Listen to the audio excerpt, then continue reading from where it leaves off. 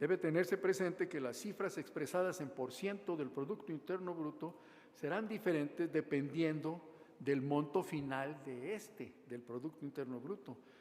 Este es el valor total que tienen en el mercado los objetos y servicios que produce una nación. Con una tasa de crecimiento anual favorable, el Producto Interno Bruto tiende a subir y, por lo tanto, son cada vez más altas sus fracciones porcentuales en valores absolutos.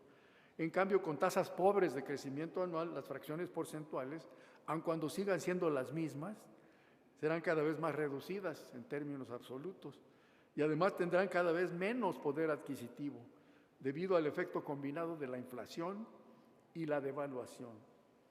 A fines del siglo XX, este efecto lo vivió la comunidad científica en México en forma dramática. En el año 2000, México seguía siendo el país que gastaba menos en investigación y desarrollo experimental de todas las 29 naciones que pertenecen a la OCDE. Esto simplemente significa que la sociedad y el gobierno todavía no estaban convencidos de que la ciencia y la tecnología propias podían contribuir de manera importante al progreso general de México. Y finalmente, la quinta pregunta, como se dice, ¿cuál era la productividad de la comunidad científica mexicana a fines del siglo XX? De acuerdo con la moda del análisis bibliométrico, la pregunta debería plantearse mejor como ¿cuál era el nivel de producción de artículos científicos publicados por autores mexicanos en las revistas registradas por el Institute for Scientific Information, el ISI, a fines del siglo XX? Porque esos son los datos que existen y con todas las reservas del caso, los que se usan con fines comparativos tanto en México como en otros países. Hay que señalar que este instituto procesa solo 6 revistas científicas mexicanas, por lo que sus datos se refieren principalmente a artículos publicados por autores mexicanos en revistas internacionales, la gran mayoría de ellas norteamericanas. Dado el reducido tamaño de la comunidad científica en México, era de esperarse que su producción de artículos fuera limitada, y eso es precisamente lo que revelan las cifras mencionadas. Durante el decenio de 1990 a 2000, en esos 10 años, los investigadores mexicanos publicamos 32,726 artículos con una tasa media de crecimiento anual del 11,9%. Las disciplinas más frecuentemente representadas fueron la física, la medicina, la biología y la química, en ese orden. En el plano internacional, la siguiente, por favor. Aquí tienen ustedes las publicaciones científicas de estos 5 países en el año 2000. Estados Unidos publica 1 de cada 3. Inglaterra 1 de cada 10. Y lo mismo Japón. Brasil publica el doble que lo que publica nuestro país.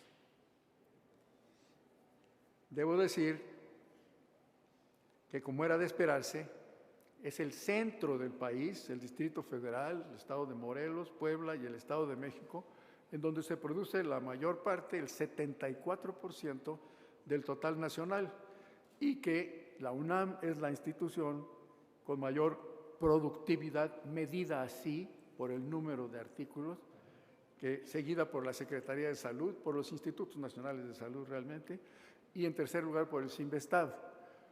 Pero si hacemos un cálculo de la actividad específica, es decir, el número de artículos por investigador y no el total, entonces la más alta actividad la tiene el CINVESTAD. Bueno, esas son mis 5 preguntas.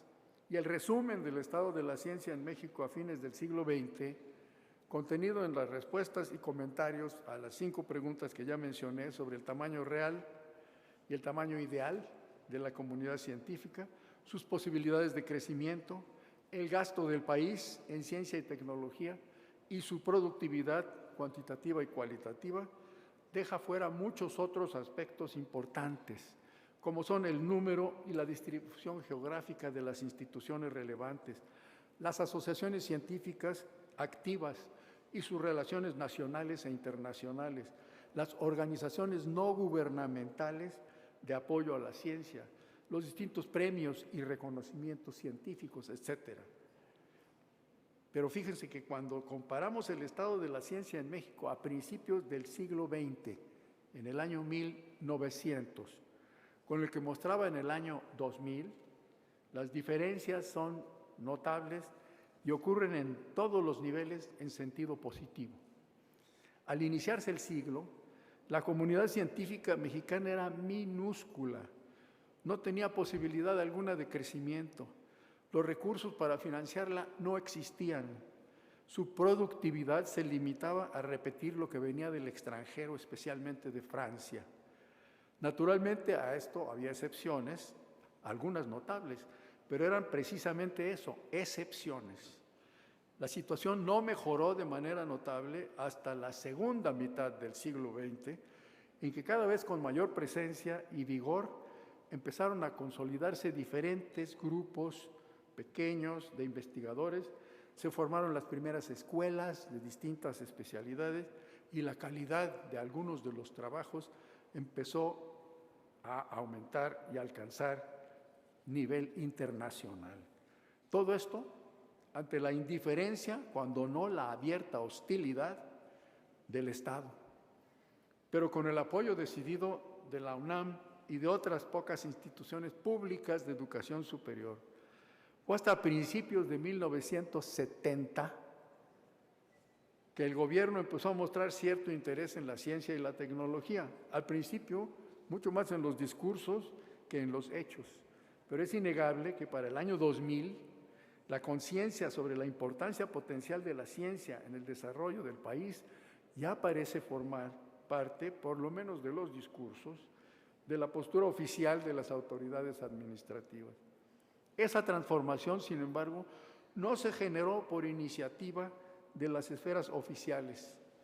Se produjo gracias a la tenacidad y a la insistencia de los propios grupos de científicos, que con gran decisión mantuvieron una actividad continua y creciente en contra de viento y marea. Fue la propia comunidad científica la que promovió la formación de CONACYT, no fue el gobierno. Fue la propia comunidad científica la que generó y conservó la iniciativa de su propio desarrollo, no los planes oficiales. Fue la que institucionalizó a la ciencia en la UNAM, una vez que ésta obtuvo su autonomía del Estado. Fue la que fundó la Academia de la Investigación Científica, hoy Academia Mexicana de Ciencias. Fue la que ideó y fundó el CINVESTAB, no la Secretaría de Educación. Fue la que promovió la formación del Sistema Nacional de Investigadores, no el presidente de la Madrid. Fue la que propuso la creación del Consejo Consultivo de Ciencias de la Presidencia, no fue el presidente Salinas.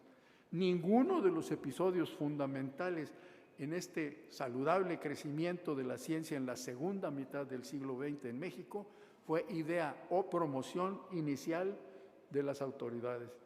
En todos ellos, la iniciativa partió de la propia comunidad científica y al final el Estado no pudo menos que aceptar la situación y seguir las direcciones señaladas por los grupos líderes de los investigadores, aunque después, como acostumbra, siempre se adjudicó los méritos respectivos.